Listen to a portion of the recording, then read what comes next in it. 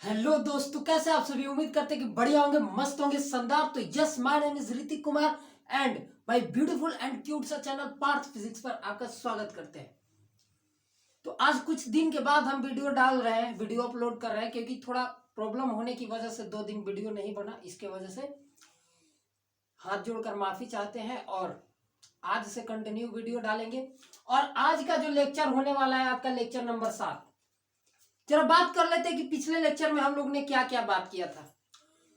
तो पिछले लेक्चर में हमने आपको दर्पण के बारे में, गोलीय दर्पण के बारे में कुछ इंपॉर्टेंट पॉइंट थे, उनको बताए थे। और उसमें से ही एक और इंपॉर्टेंट चीज है जो कि अभी आपको बताना है।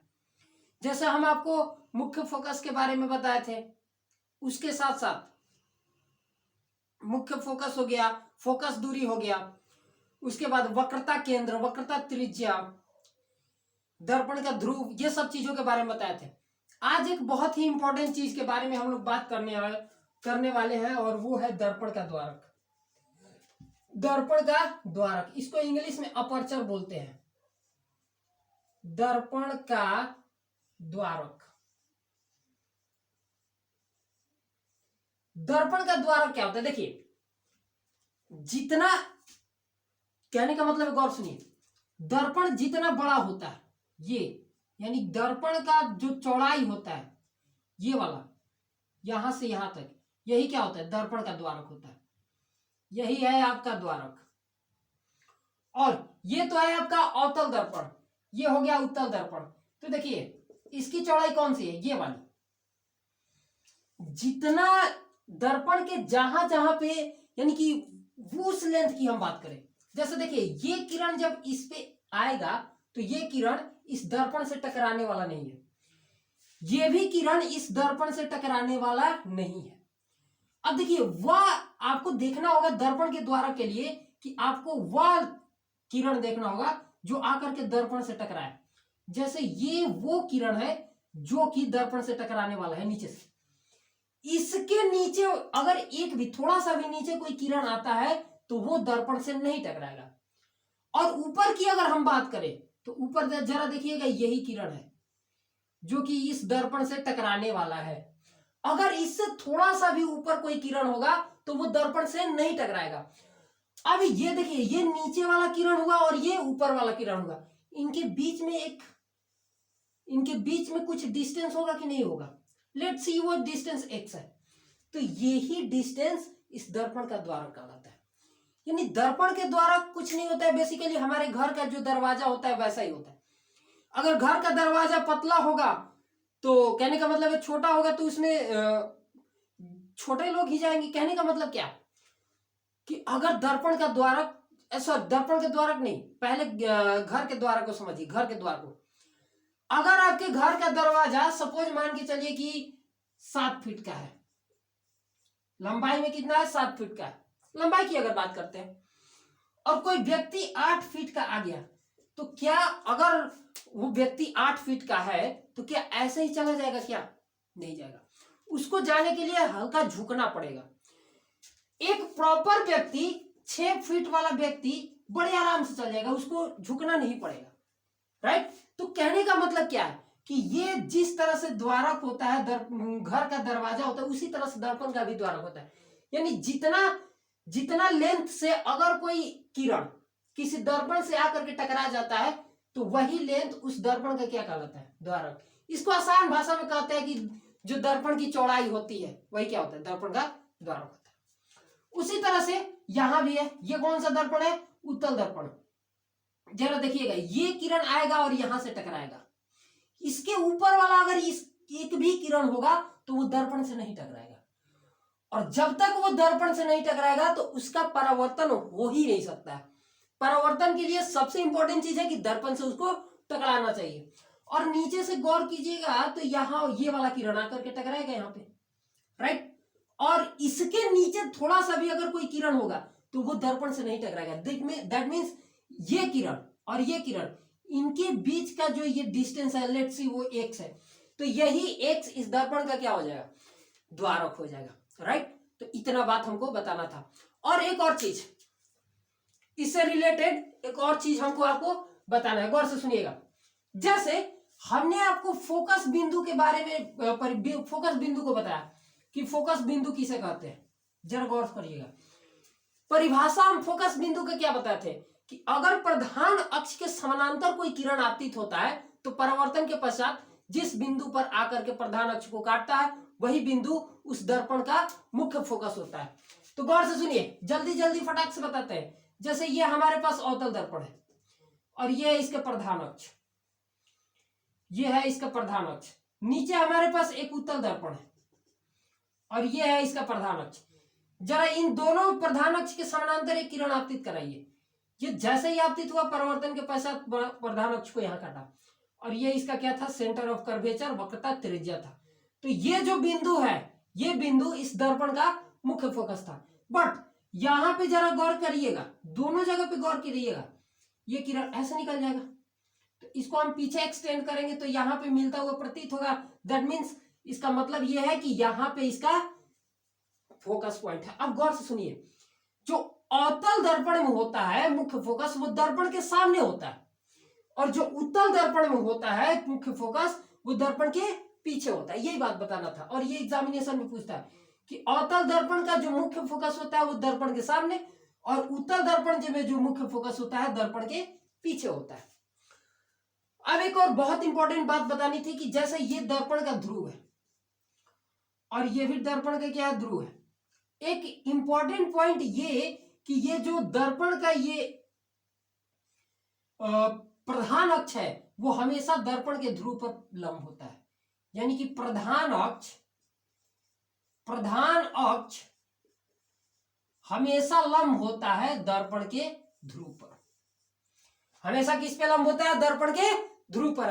और ये एग्जामिनेशन में पूछता है, तो इसको आपको हमेशा याद रखना है। अब सुनिए ध्यान से, सिर्फ प्रधान अक्ष की बात यहाँ पे नहीं करेंगे, कोई भी गोलीय दर्पण हो, चाहे अवतल हो चाहे उत्तल, अगर कोई किरण, अगर कोई रेखा, किरण छोड़िए, अगर कोई रेखा हम, जैसे ये कोई गोला है, गौर से सुनिएगा, गोला या वृत्त, कोई कुछ भी, जैसे पहले हम गोला की बात करते हैं। अगर ये गोला है तो आप पहले भी पढ़ चुके हैं कि ये अगर इसका सेंटर है तो हर एक रेडियस, जैसे ये इसका रेडियस है, तो सेंटर से पास होने वाली जो भी रेखा होती है वो जिस पॉइंट पे इसको कट करती है वहां पे वो परपेंडिकुलर होती है। और यही बात यहां पे हम आपको बताने वाले हैं। जैसे ये अगर सेंटर है, हमें देखिए कोई किरण ऐसे इंसिडेंट किया, कैसे, ऐसे, यानी कि मान के चलिए कि ए भी एक किरण है जो दर्पण के परावर्तक सतह के बिंदु बी पर इंसिडेंट हुआ। तो यहां पे हमको एंगल आई बताना होगा ना, और एंगल आर, तो एंगल आई का परिभाषा क्या कहता है, आपतन कोण का, कि अभिलंब और आपतित किरण के बीच वाले कोण को हम लोग आपतन कोण कहते हैं। अब यहां पे हमको ये बताइएगा कि अभिलंब कौन होगा। तो अभिलंब सुनिएगा, अभिलंब हमेशा उसके सेंटर से जाएगा। सेंटर से एक डॉटेड लाइन ऐसे बनाइए, सेंटर से एक डॉटेड लाइन ऐसे, और ये देखिए आपतित किरण कौन है, ये, तो ये जो डॉटेड लाइन बना है ना इस पॉइंट पे परपेंडिकुलर है, यानी लंब। ये जो डॉटेड लाइन खींचे हैं ये डॉटेड लाइन पॉइंट बी पर एक क्या है, लंब है। तो लंब के साथ आपतित किरण कौन सा एंगल बना रहा है, ये, यानी कि ये हो गया आपका एंगल आई, और ये एंगल क्या हो गया, ये एंगल हो गया आपका। तो इतना बात बताना था। आज एक बहुत ही इंपॉर्टेंट पॉइंट के पर डिस्कस करने वाले हैं, जरा गौर से सुनिएगा। इसको हटा दे, चलिए इसको हटाते हैं।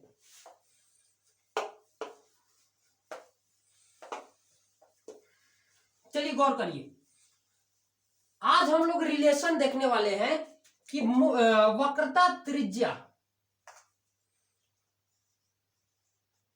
वक्रता त्रिज्या एवं मुख्य फोकस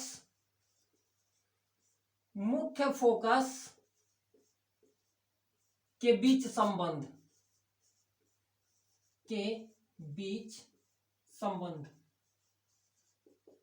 यानी कि वक्रता त्रिज्या और मुख्य फोकस के बीच एक संबंध होता है, उस संबंध को हम लोग सीखेंगे।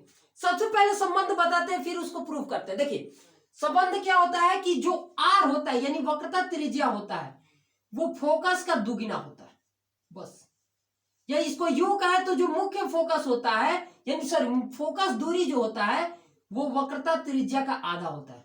दैट मीन्स अगर इसका मतलब ये है, गौर से सुनिएगा, ये कोई दर्पण है और ये इसका मुख्य फोकस है, और मुख्य फोकस की लेंथ अगर 2 सेंटीमीटर है तो इसकी वक्रता त्रिज्या जो होगी वो 4 सेंटीमीटर होगी। इसका मतलब ये है, और ये हमेशा होता है, यानी कि जो उसका वक्रता त्रिज्या होता है वो मुख्य फोकस का दोगुना होता है। इसका मतलब यह है कि हाई जितना होगा इतना ही हाई होगा, तो इसलिए यहां से यहां के बीच का डिस्टेंस क्या हो जाएगा, 4 हो जाएगा, राइट। तो इसी बात को हम लोग प्रूफ करने वाले हैं। सबसे पहले हम आपको अवतल दर्पण से इस बात को प्रूफ करेंगे और उत्तल दर्पण में एक फिगर बना कर देंगे और आपको उसको प्रूफ करना है। तो आइए सबसे पहले हम लोग उत्तल दर्पण से प्रूफ करते हैं। अवतल दर्पण में देखते हैं इस बात को। तो अवतल दर्पण के लिए यहां पे हेडिंग डाल लीजिएगा, अवतल दर्पण में। अवतल दर्पण में जरा एक अवतल दर्पण बनाइए। ये हमारे पास एक है अवतल दर्पण, इधर बनाते हैं, इधर। ये हमारे पास एक है अवतल दर्पण और ये इसका है मुख्य अक्ष यानी प्रधान अक्ष, और ये है इसका दर्पण का ध्रुव। अब सुनिएगा, कोई अगर समानांतर किरण ऐसे आपतित होगा दर्पण पे तो वह कहां से गुजरेगा, मुख्य फोकस से होकर के गुजरेगा। इसका मतलब ये जो बिंदु है वो इसका मुख्य फोकस है। अगर ये इसका मुख्य फोकस तो ये होने वाला है इसका वक्रता केंद्र। अब सुनिए ध्यान से, अगर ये वक्रता केंद्र है, अगर ये किरण आपतित होने वाली का नाम लिख दीजिए ए बी, तो इसको एक डॉटेड लाइन से मिला दीजिए और ये हो जाएगा आपका इस बिंदु बी पर लंब, और ये एंगल आई और ये एंगल आर। चलिए, तो जो जो दिया हुआ है उसको पहले लिखते हैं। सबसे पहले दिया हुआ है कि आपतित किरण कौन है, आपतित किरण छोड़ी पहले लिखिए वस्तु दूरी कितना है, दिया है जो लिखिए, दिया वस्तु दूरी। देखिए वस्तु दूरी जो होता है, वस्तु कहां रखे हैं और दर्पण के ध्रुव से, ऐसे नहीं, पहले इसका एक सेकंड, ये नहीं लिखते हैं इसका वक्रता केंद्र। वक्रता केंद्र, वक्रता केंद्र क्या है, वक्रता केंद्र है आपका पीसी जिसका वैल्यू होता है आर। मुख्य फोकस क्या होता है, मुख्य फोकस है आपका पीएफ जो कि है आपका एफ होता है, यानी कि ये वाला जो दूरी है वो है आपका एफ और ये वाला जो डिस्टेंस है वो है आपका आर। चलिए अब जरा बात करते हैं प्रमाण की तरफ। तो सिद्ध करना है आपको ऐसे, तो सिद्ध करे कि R is equal to 2F, या इसको ऐसे भी कर सकते हैं F बराबर R/2। ये दोनों में से किसी एक को प्रूव करना है, एक प्रूव हो जाएगा तो एक ऑटोमेटिक ही हो जाएगा। तो चलिए सबसे पहले एक बात को प्रूव करते हैं। इसके लिए हम यहां पे सबसे पहले प्रमाण लिखेंगे और प्रमाण के साथ आगे बढ़ते हैं। कैसे आगे बढ़ेंगे जरा गौर कीजिएगा। देखिए प्रमाण के लिए हम लिख सकते हैं angle ABC is equal to angle CBF परावर्तन के नियम से, यानी कि यहां पे हम कह सकते हैं कि एंगल I, ABC क्या है, angle I is equal to angle R परावर्तन के नियम से। अब आगे सुनिए, अगर वो है, अब देखिएगा चूंकि AB समानांतर CP, AB समानांतर CP या PC लिखिए। देखिए ABC कौन है, ABC ये वाला एंगल, और CBF ये वाला एंगल, ये दोनों तो आपस में एंगल बराबर ही होगा, angle I is equal to angle R। उसी तरह से अगर AB समानांतर PC, यानी कि ये समानांतर है और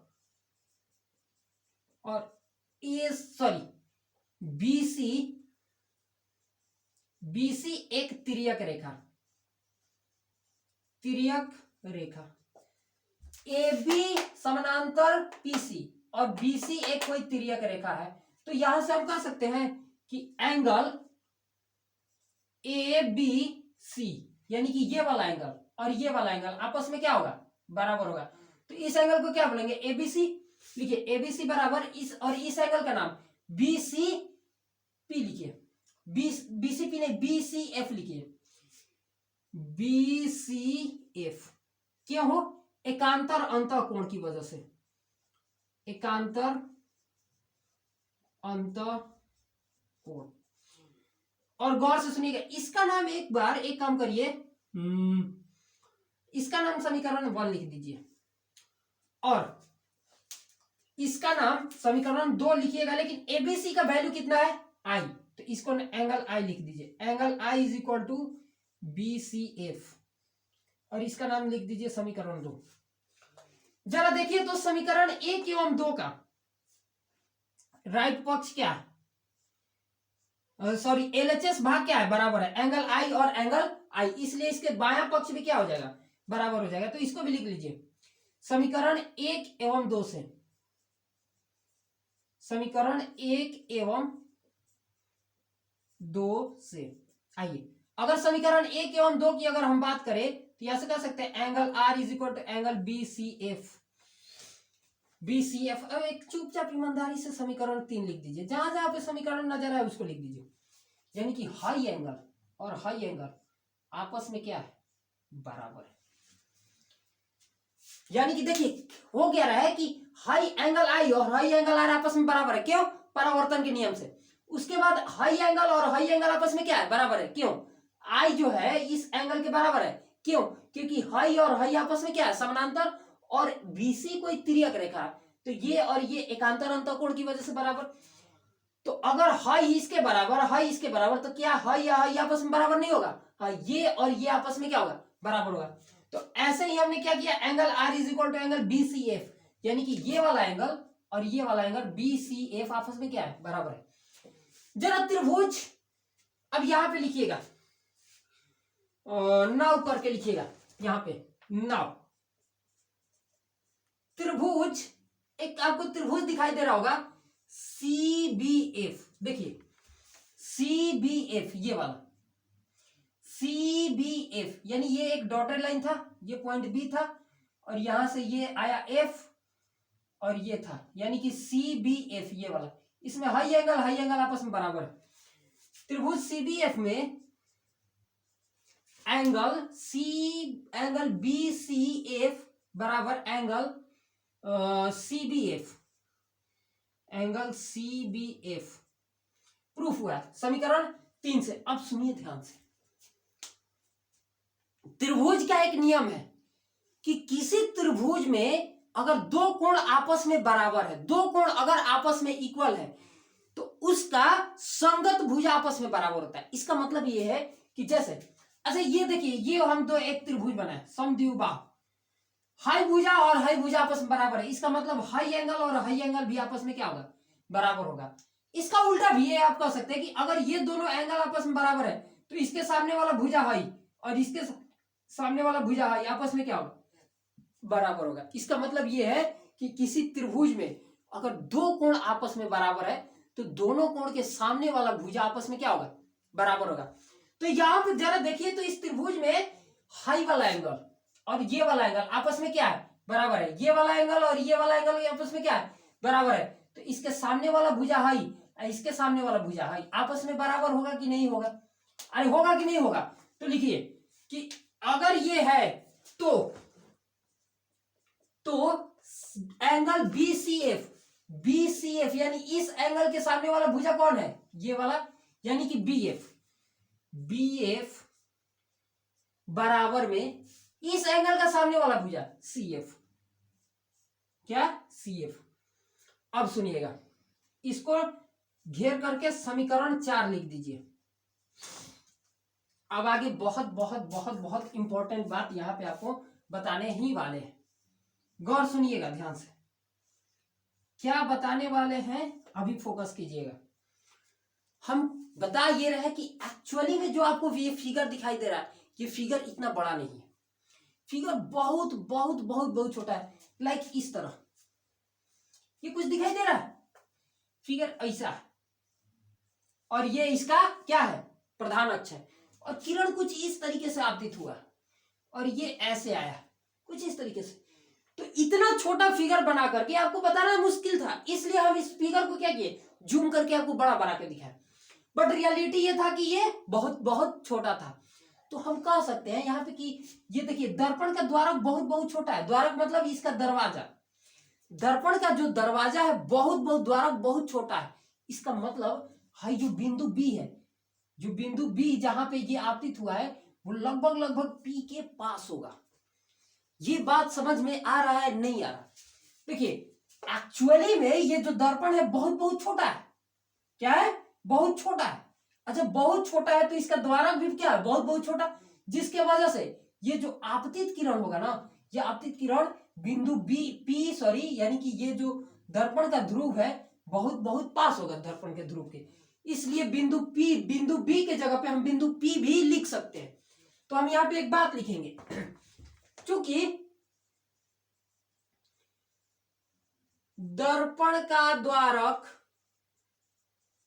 बहुत छोटा है, थोड़ा बड़ा लिखते हैं, चूंकि दर्पण का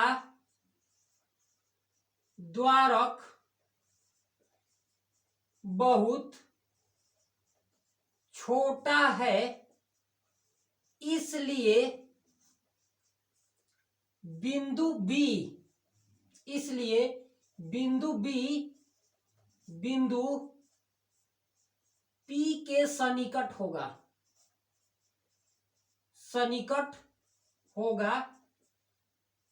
बिंदु पी के सन्निकट होगा, अर्थात हम बी के जगह पर पी लिख सकते हैं। तो अगर ऐसा लिखेंगे तो जरा बात करिएगा समीकरण 4 क्या, यहां पे लिखिएगा समीकरण, अगर ऐसा है तो समीकरण 4 से समीकरण 4 क्या है, BF is equal to CF।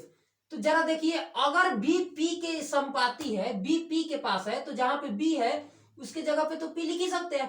तो आइए जरा लिखिए B के जगह पे क्या लिखेंगे, PF is equal to CF। अब देखिए PF ये तो हमें पता है क्या है, F है, तो यहां पे हम लिख सकते हैं कि PF जो है वो क्या है, कितना है, F, इसलिए F is equal to CF। That means अब गौर सुनिएगा, ये वाला भी दूरी आपका F निकल के आया, यानी CF ये दूरी आपका F निकल के आया, जरा गौर कीजिएगा। और नहीं तो इसका नाम रख दीजिए समीकरण 5। अब सुनिए ध्यान से, ये हुआ, अब सुनिए, अब एक बार और यहां पे नाम लिखिएगा और कहानी खत्म।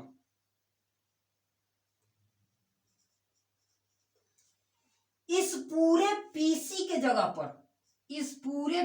जगह पे ये जो पीसी था इसको ऐसे था, ये था आपका C और ये है आपका P और ये बीच में था आपका F। इस पूरे पीसी के जगह पे हम इतना प्लस इतना लिख सकते नहीं, इसका मतलब ये देखिए पीसी के जगह पर, इस पीसी के जगह पे CF प्लस PF लिख सकते हैं, नहीं लिख सकते। अरे देखिए PF भी आपका 2 सेंटीमीटर और CP भी आपका 2 सेंटीमीटर, तो पूरा CP कितना हो गया, 2 + 2 कितना, 4 सेंटीमीटर। क्या रे क्या इसको और इस लेंथ को तो जोड़ दिए, तो वही करना है, पीसी की जगह पे हम CF प्लस PF लिख सकते हैं। तो जरा लिखिएगा PC इज इक्वल टू, हम लिख सकते हैं CF प्लस PF, और PF तो हमको पता ही है, PF क्या होता है F, और CF आपको भी पता है। देखिए CF अभी अभी निकल के आया है F, तो समीकरण 4 से क्या है कि CF भी आपका F ही है, यानी कि PC के जगह पे हम लिख सकते हैं CF भी F और ये भी F, यानी कि PC इज इक्वल टू क्या लिख सकते हैं, 2F। अब गौर से सुनिएगा, PC है क्या, ये पीसी है क्या, आर ही तो है, तो क्या पीसी की जगह पे आर नहीं लिख सकते? तो आइए जरा लिखिए are is equal to 2f, और यही हमको प्रूफ भी करना था। और यहां से एफ बराबर क्या लिख सकते हैं, आर बाई 2, यानी कि दोनों बात प्रूव्ड हो गया। चलिए एक बार फिर से इसको देखते हैं फटाक से। देखिए ये हमारे पास एक अवतल दर्पण था और इसका ध्रुव पी था, मुख्य फोकस एफ और वक्रता केंद्र सी था। इसके समानांतर एक किरण ए भी आपतित हुआ है जो कि मुख्य फोकस से गया। अब हमें यहाँ पे एंगल आई पता करना था, इसलिए हम सी से एक क्या कर आपतित करा, लंब, और ये एंगल आई था और ये एंगल आर था।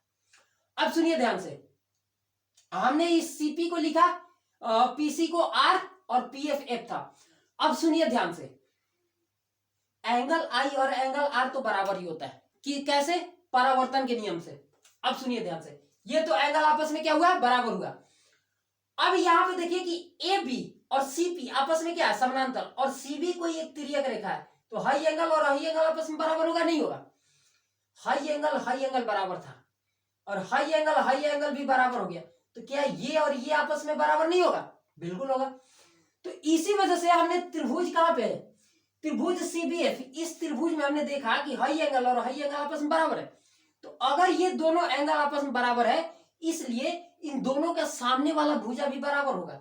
इसके सामने वाला भुजा ये और इसके सामने वाला भुजा ये, यानी कि सी एफ बराबर बी एफ, ये दोनों होगा। हमने लिखा भी यहाँ पे B F is equal to C F. और यहां से हमने कहा कि ये चूंकि जो फिगर है बहुत बड़ा है, फिगर एक्चुअल में इतना बड़ा नहीं है, बहुत छोटा है। तो फिगर बहुत छोटा है यानी कि दर्पण का द्वारक बहुत छोटा है, और अगर दर्पण का द्वारक छोटा है तो बी जो है बिंदु पी के पास होगा।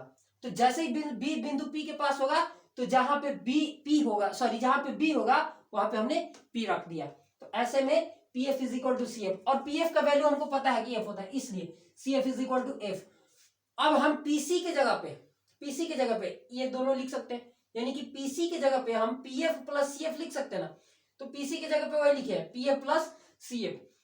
अब पी एफ हमको पता था कि एफ होता है, और सी एफ समीकरण 4 से हमें पता है कि एफ होता है। तो PC is equal to F plus F 2f, और पीसी का वैल्यू हम जानते हैं क्या होता है, आर। पीसी जो है वक्रता त्रिज्या है, इसलिए are is equal to 2f, और यहां से F is equal to R by 2। तो ये प्रूफ हुआ आपके अवतल दर्पण से। अब इसको आपको प्रूफ करना है उत्तल दर्पण से। तो उत्तल दर्पण का आपको प्रतिबिंब बना दे रहे हैं, आप उसको घर पे खुद से ट्राई कीजिएगा, ऐसे ही हो जाएगा बिल्कुल। जरा देखिएगा उत्तल दर्पण में, ये हो गया आपके पास एक उत्तल दर्पण, फिगर देखिएगा, ये हो गया आपका एक उत्तल दर्पण, ये इसका हो गया मुख्य फोकस, और ये समानांतर किरण आया, परावर्तन के पश्चात ऐसे गया। तो इसको पीछे बढ़ाएंगे तो यहाँ पे इसका एफ होगा, और ये इसका क्या है, वक्रता त्रिज्या। तो ये भाई हो गया आपका इसका वक्रता त्रिज्या, ये एंगल आई और ये एंगल आर। इस तरह से एंगल आई, अगर एंगल आर ई है तो एंगल आर ई भी होगा। और सुनिए ध्यान से, हाई एंगल बराबर, इसलिए ये एंगल और ये एंगल भी बराबर होगा। और देखिए हाई समानांतर हाई, तो इसलिए हाई एंगल और हाई एंगल क्या होगा, बराबर होगा संगत कोण से। हाई दो एंगल बराबर दिखा, इसके सामने वाला भुजा हाई, इसके सामने वाला भुजा हाई। फिर वही कह देना है कि दर्पण बहुत छोटा है, इसलिए हाई बिंदु इसके पास होगा, इसलिए ये दूरी इसके पास बराबर, ये दूरी इसके बराबर, ऐसे ही प्रूफ हो जाएगा। तो वीडियो कैसा लगा? अगर वीडियो अच्छा लगे तो चैनल को सब्सक्राइब करें, वीडियो को लाइक करें। आज की इस वीडियो में इतना ही, मिलेंगे अगले वीडियो में, तो आपको प्रतिबिंब बनाने का तरीका सिखाएंगे। और चलिए ऐसे ही पढ़ते रहिए। All the very best.